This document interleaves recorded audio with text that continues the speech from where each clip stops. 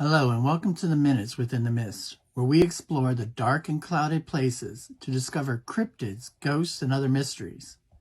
Today, we have the tragic tale of the Lums Pond ghost. The waters of the Lums Pond are peaceful and quiet, with many activities hosted by the park year-round. Visitors take hikes around a beautiful pond, spot wildlife, and maybe canoe along the waters. However, there is a dark side to the area that goes way back. In the 1870s, a young girl ran away from an unhappy home in Newcastle County. She ended up seeking refuge in the woods near what is now Swamp Trail at the Lums Pond State Park. Sadly, the decision to leave the safety of her home and family would be a decision she would ultimately not live to regret. Unfortunately for the young girl, she was not the only one in the woods. The helpless runaway stumbled upon a man who had been camping out in the woods. Her newfound sense of freedom quickly turned to dread. The man captured her, raped her, and murdered her when their paths crossed.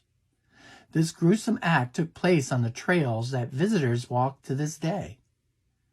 Authorities found her body shortly after she was murdered, and a massive manhunt to find the killer was launched. Sadly, she was never found.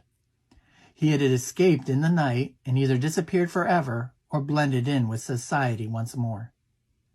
The young girl's ghost still haunts the Lums Pond to this day, trying to find peace that she deserves.